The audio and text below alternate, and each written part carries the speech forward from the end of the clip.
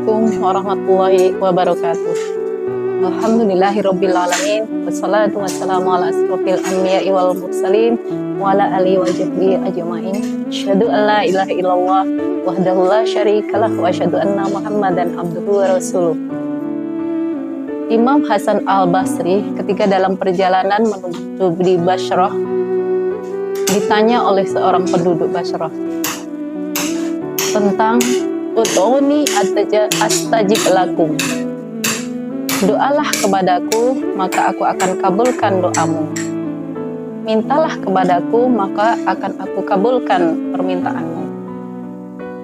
Dari situlah penduduk Basrah itu menanyakan, kenapa aku doa setiap hari tapi Allah tidak mengabulkan?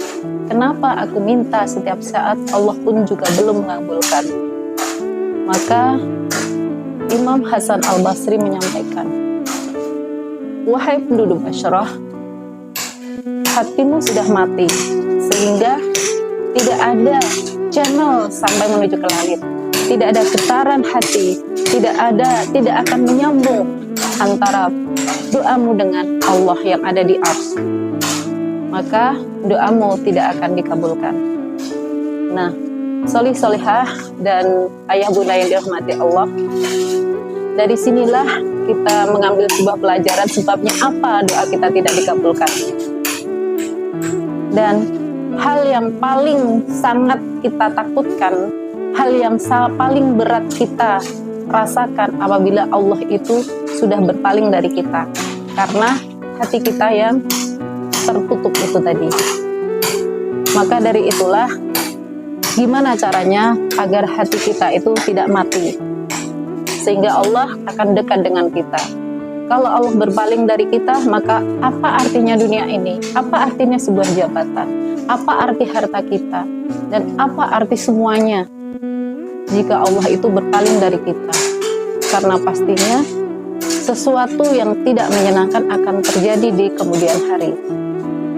Solih-solihah dan ayah bunda yang dirahmati Allah, ada beberapa hal yang menyebabkan hati kita mati, dan itu juga menyebabkan doa kita tidak dikabulkan oleh Allah. Yang pertama, ingat Allah, tapi hati kita itu, pelaksanaan kewajiban kita itu tidak ditunaikan. Ingat Allah, tahu kalau alam semesta ini adalah penciptaan Allah, tapi hak Allah tidak terpenuhi. Kalau misalnya kewajiban kita sholat hanya dilakukan ketika sempat. Jadi ketika tidak sempat maka tidak dilaksanakan. Itu satu hal yang menyebabkan hati kita mati karena kita tidak dekat dengan Allah. Di surat Al-Fatihah, Iyyaka na'budu wa iyyaka nasta'in. Hanya kepadamulah kami menyembah dan hanya kepadamulah kami mohon pertolongan. Jadi di situ Iyyaka na'budu dulu yang didahulukan, baru nasta'in. Jadi kita ibadah dulu, luruskan ibadah kita dulu, baru insya Allah itu akan mengabulkan permintaan kita. Allah akan memberikan pertolongan kepada kita. Jadi kewajiban kita harus terpenuhi. Kemudian kalau ibadah kita sudah bisa dilakukan, kewajiban kita sudah kita laksanakan, jangan lupa tidak hanya wajib, yang kita sudah ada kesempatan untuk melakukan sunnah, maka lakukan sunnah itu.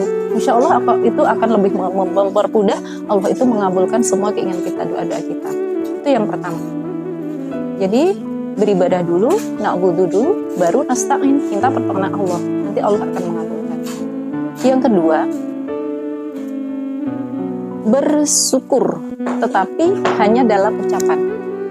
Jadi ketika Allah memberikan kemudahan, ketika Allah memberikan nikmat, alhamdulillahirabbil alamin, selalu bersyukur. Tapi tidak diwujudkan dengan perbuatan. Bisa mengucapkan terima kasih Allah, ini darimu. Alhamdulillah ya Allah, aku telah memberikan kebaikan padaku hari ini. Alhamdulillah ya Allah, hari ini aku masih kau beri kesempatan hidup. Tapi dari syukur itu mungkin rezeki yang banyak yang Allah berikan kepada kita, tapi kita tidak mau melakukan perbuatan, hanya ucapan saja. Jadi syukur hanya sekedar ucapan saja, tidak dilakukan dengan perbuatan. Pelitnya minta ampun.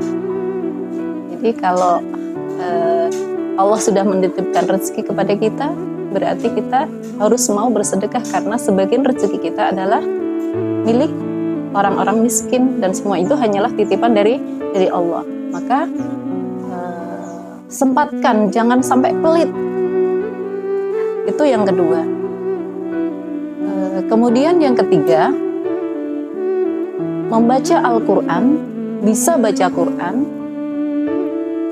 senang dengan Al-Quran, tapi tidak melaksanakan apa yang diperintahkannya dalam Al-Quran itu. Jadi sebenarnya bisa baca, tapi tidak bisa melaksanakan apa yang diajarkan, apa yang diperintahkan oleh Al-Quran itu. Ya. Jadi harusnya bisa belajar Quran, bisa ngaji, bisa melaksanakan apa yang diperintahkan dalam Al-Quran itu. Setidaknya amalan-amalan yang kita lakukan itu harus sesuai dengan apa yang diberitakan oleh Allah Subhanahu wa Ta'ala dan juga Rasulnya. Nah, jadi disinilah 3 penyebab yang saya sampaikan ini yang bisa membuat hati kita itu menjadi mati. Ayah, bunda, dan sholih-sholihah yang saya hormati, marilah kita berusaha bagaimana caranya agar kita itu selalu bisa dekat dengan Allah. Yakinlah, selama kita masih bisa na'budu nasta'in, iyyaka na'budu wa iyyaka nasta'in, maka lakukanlah, dahulukan ibadah kita. Ya, maka disitulah kita akan meminta kepada Allah kapan saja, insya Allah Allah akan mengabulkan, dan itu pasti. Jadi orang-orang yang dikabulkan Allah, yang pertama, doa itu pasti dikabulkan Allah. Yang pertama, doa itu langsung diijabah, langsung dikabulkan seketika itu. Yang kedua,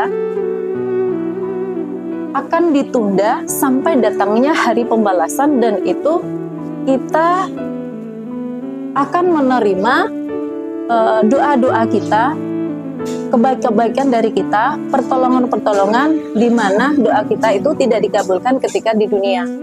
Yang ketiga, jadi itu diganti ya. Yang ketiga, Allah akan memberikan dengan cara mengganti sesuatu yang sesuai dengan doa kita. Misalnya, doa kita mungkin kita meminta sesuatu, tetapi Allah menggantikan. Sebenarnya Allah memberi, tapi menggantikan dengan yang lain. Ya, itu saja ayah, bunda, dan sholih-sholihah yang dirahmati Allah. Sedikit kultum dari saya, semoga bermanfaat, dan marilah semangat untuk rajin meningkatkan kedekatan kita kepada Allah, rajin beribadah, rajin sholat, rajin baca Al-Quran, dan menjauhi larangan Allah dengan semampu kita. Insya Allah, Allah akan mengabulkan apa yang kita inginkan. Begitu, kurang lebihnya apa yang saya sampaikan, mohon maaf dari Ustadzah. Saya akhiri, billahi taufiq wal hidayah. Wassalamualaikum warahmatullahi wabarakatuh.